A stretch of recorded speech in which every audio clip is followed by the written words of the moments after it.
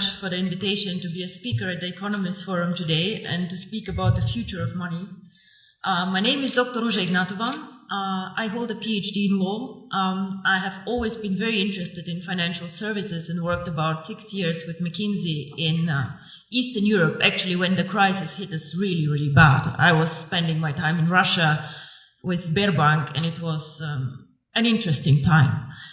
I want to speak today about, as I said, the future of money, the future of payments, and I am, how to say, a bit sad to listen to the speaker before me, who are having such a gloomy outlook, focusing on all the issues that the region faces, and showing us a future where we have to do a lot of catching up in Eastern Europe, a lot of work, a lot of tasks, a lot of issues.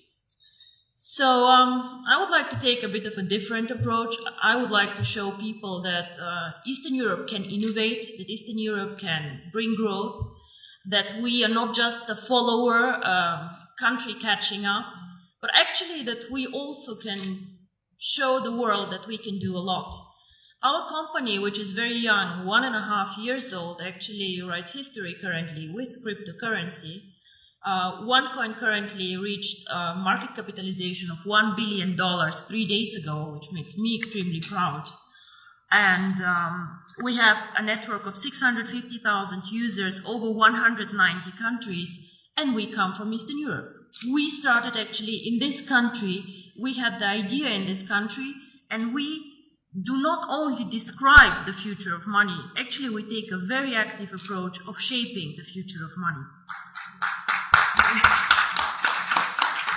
So, Southeastern Europe is a very good place to live, and I'm born here. I have been not raised here the whole time, but I feel home here. But however, even we cannot take an isolated approach and see ourselves as an own microcosmos. The world is getting smaller and smaller. We are living in a world with globalization. Technology is developing at a speed that makes me dizzy sometimes, seeing what happens around us. And all the innovative companies like Facebook, Google, Apple, all of them, unfortunately, are either not even coming from Europe, or like we are just a follower and just saving all our money in Eastern Europe, which is a lot of money for us to go and to buy the newest iPhone outside. So with globalization, the world becomes much smaller, much more transparent, and the needs of consumer and of companies actually change a lot. We have a lot more needs for cross-border transactions. Even as a simple customer, I have to do a lot of shopping, a lot of things outside my country. So, of course, this is a need that we need and we have to address with a company. So, what is the future of money? In my opinion, the future of money, or a big part of the future of money, will be outside the banking system as we know it today. Traditional businesses either will change or new entrants will come in the market. One of the most spectacular entrants that I've been following now for about 5 years is Bitcoin. Now, Bitcoin is a cryptocurrency, the first cryptocurrency, the biggest cryptocurrency currently. And these people who created Bitcoin, nobody officially knows who they are, have my fullest respect for the innovation, disruption, and value creation that they actually did to the financial market.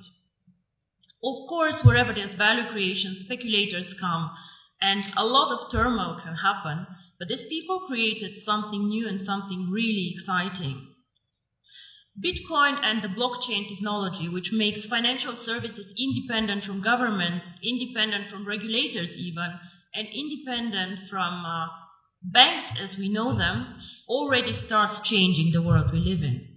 However, Bitcoin until now and the more sophisticated cryptocurrencies have been a payment system, an investment system for the either very sophisticated people out there with a very, very solid IT background, for the smart ones, or for the elite who has a lot of money and diversifies their portfolio with a new exotic investment like Bitcoins. The market is still not very big, with a market capitalization fluctuating between 2 and 3 billion, transactions happening every day about 200 million euro. So we still have a lot of potential to grow in the cryptocurrency market, but we see a start. So we have been, or are we still an emerging market? I'm not sure what is politically correct to say, but emerging markets are out there. And we can speak about Latin America, we can speak about Asia, we can speak about Africa, extremely interesting market actually, which is like catching up now. And we can speak about also the small Asian countries. In all these countries, we have an issue that we also had here actually, a lot of people who are underbanked, unbanked, or just forgotten by the big players. Why?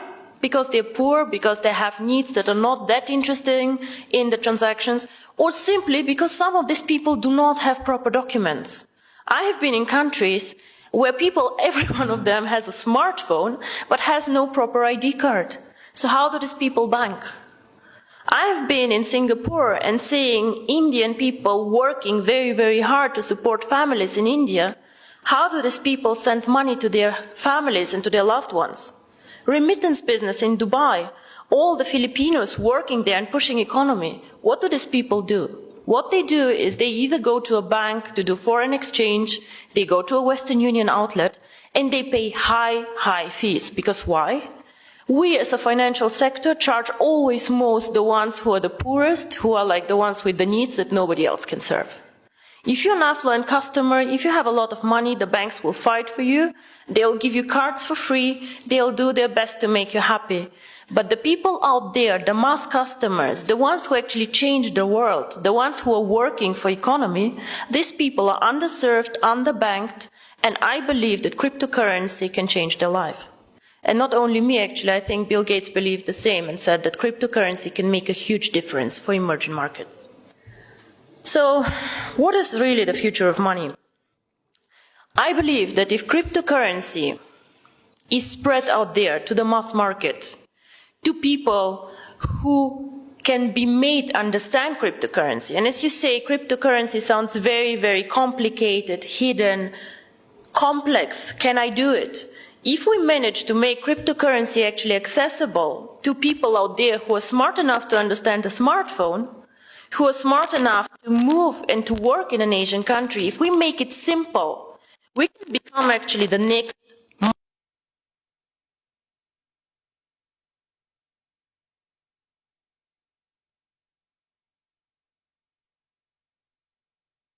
mass phenomenon, like Google, like Facebook, become a network of active users.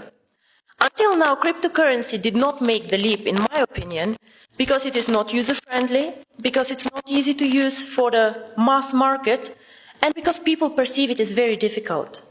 So the person or the company who makes it actually, to make cryptocurrency easy to use, accessible in the markets that need it, and this is not the US, gentlemen, this is the emerging markets where people want to work with it, to use it. If we make cryptocurrency not only a tool for speculators and investors to make quick money, but make it usable, if we work on KYC, on documentation, on making it transparent and bringing cryptocurrency to the traditional world, with the regulators, by the way, the US actually government, 4 weeks ago, they said that cryptocurrency is actually in a status equal to commodities. So it means that actually cryptocurrency can be treated like virtual gold. Commodities is gold, is silver, platinum, and apparently bitcoins. So the future of money can be searched, I think, outside the banking system because we are still more flexible.